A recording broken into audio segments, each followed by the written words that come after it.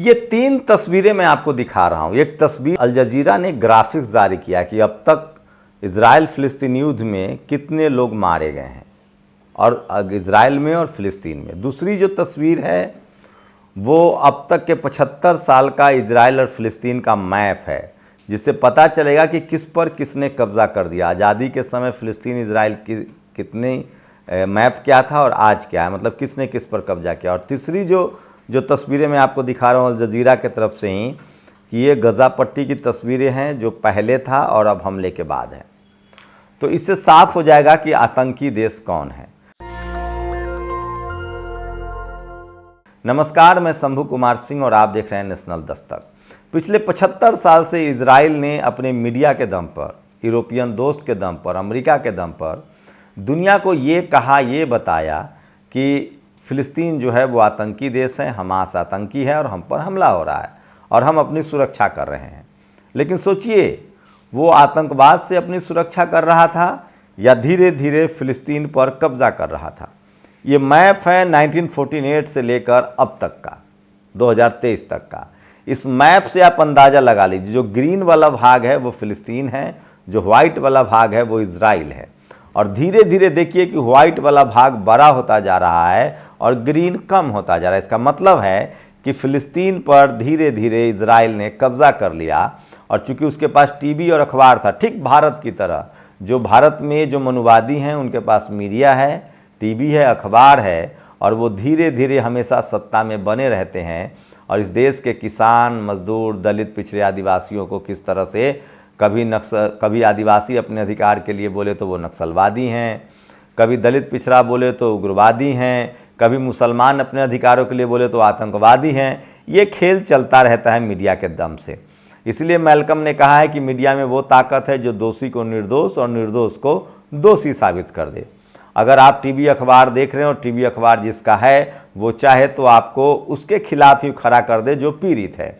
ये अमेरिका में भी होता रहा है। ब्लैक लोगों के खिलाफ वहाँ के टीवी अखबार ने कैंपेन चलाते रहे तब तक जब तक वहाँ ब्लैक लोग नहीं थे। खैर, ये हालात भी बदले, बताऊंगा अल जजीरा ने कैसे बदला है, सोशल मीडिया ने कैसे बदला है। अब ये दूसरी तस्वीर देखिए, ये गज़ा की तस्वीरें हैं। देखिए गज़ा कितना हरा भरा एस्टैब्लिश शहर था, अब उसको बर्बाद कर दिया गया है और ये सब 36 दिन में इजराइल ने किया है। अब उसके बाद ये आंकड़ा देखिए, उसके बाद इस पूरी बातचीत को हम आगे बढ़ाएंगे। सोचिए, अब तक इजराइल और फिलिस्तीन के इस युद्ध में 11,000 लोग फिलिस्तीनी मारे गए हैं। आम नागरिक का डाटा है ये। और 27,000 लगभग घायल हैं। वहीं सोचिए कि वेस्ट बैंक में 183 लोग मारे गए हैं और 2400 लोग घायल हैं। और इजराइल में मात्र 1405 लोग मारे गए हैं और 5600 लोग घायल हैं। अब बताइए कि जो आम आदमी को मारे वो आतंकी है कि नहीं। अब बताइए कि नक्शे किसके घट रहे हैं, तो ज़मीन कौन कब्जा करे। जो आतंकवादी है वो कैसे अपनी ज़मीन नहीं बचा पा रहा है।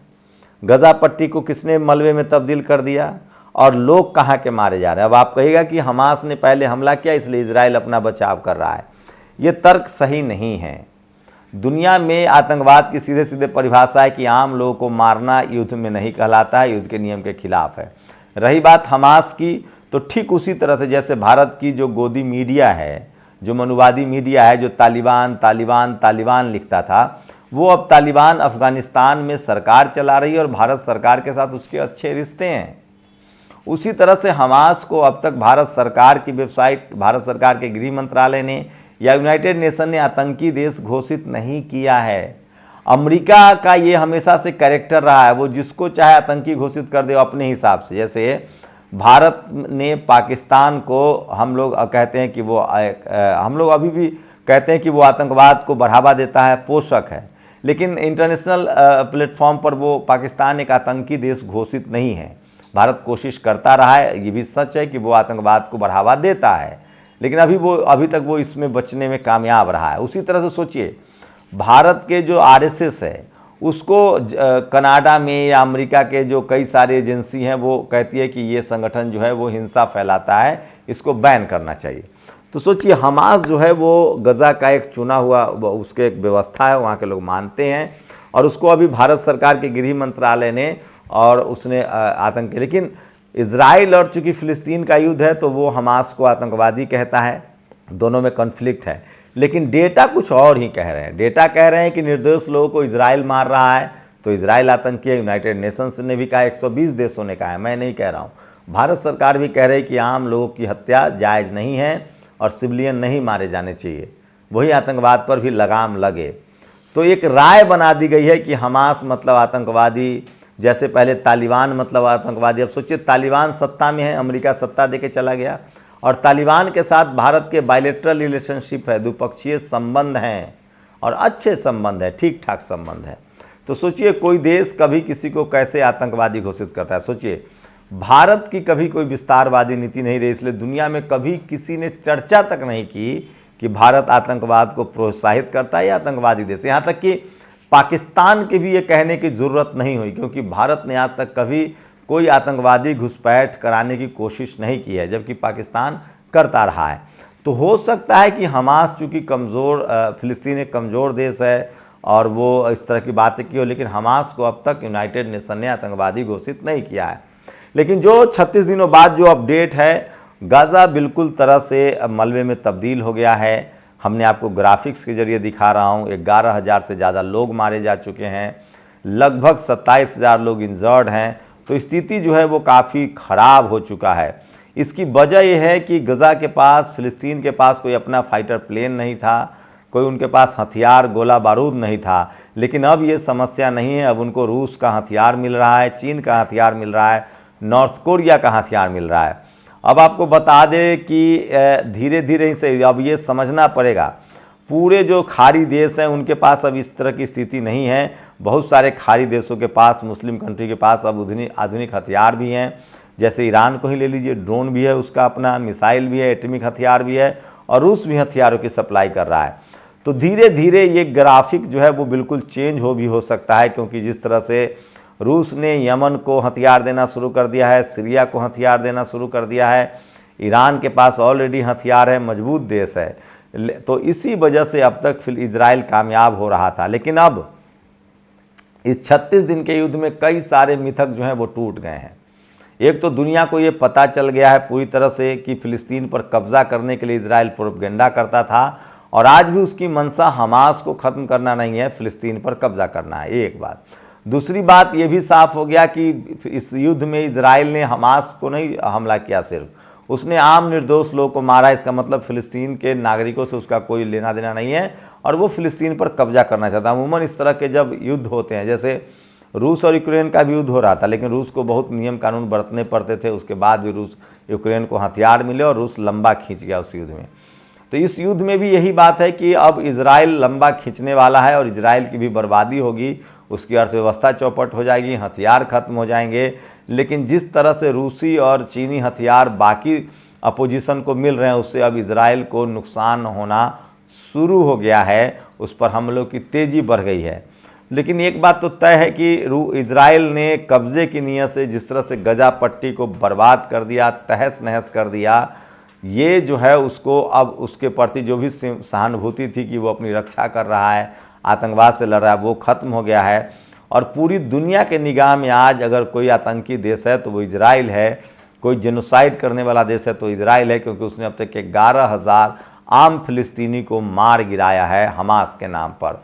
तो इजराइल जो प्रोपगेंडा चला रहा था वो लगभग अब उसका प्रोपगेंडा ख़त्म है और धीरे धीरे दुनिया एकजुट हो रही है। और देर सवेर इजराइल पर जिस तरह से हमले बढ़े हैं, समझौता भी होगा, सीज फायर भी होगा और इंटरनेशनल भी जाएगा मामला, और इजराइल को फ़िलिस्तीन की ज़मीन लौटानी पड़ेगी।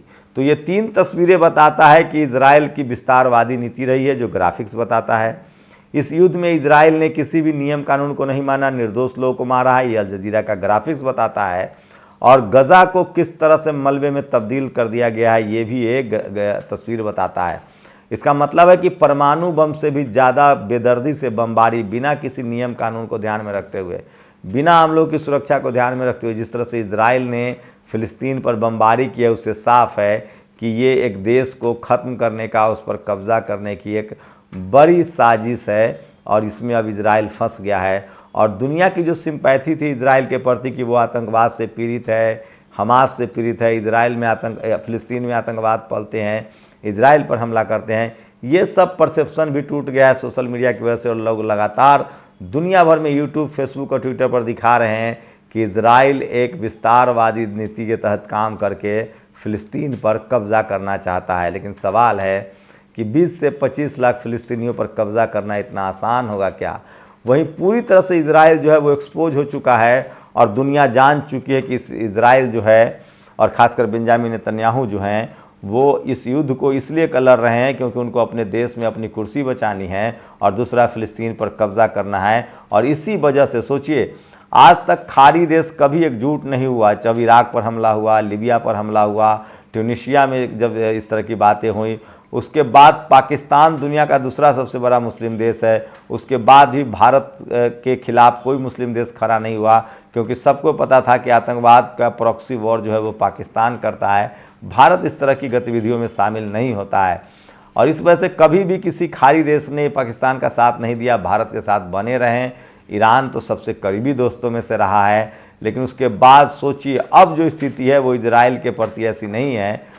जो लगातार वो कोशिश कर रहा था कि इजराइल खुद पीड़ित है, अब ये साफ हो गया है कि इजराइल पीड़ित नहीं, विस्तारवादी वाला देश, आतंकी देश है जो निर्दोष लोगों को मार रहा है और इसके लिए सबसे बड़े अपराधी बेंजामिन नेतन्याहू को ठहराया जा रहा है। ये मैं नहीं कह रहा हूँ, यूनाइटेड नेशंस कह रहे हैं, दुनिया के 120 देशों ने कहा है कि इजराइल जो है वो फ़िलिस्तीन पर अवैध कब्जा करना चाहता है और इसीलिए उसको बमबारी करके बर्बाद कर रहा है।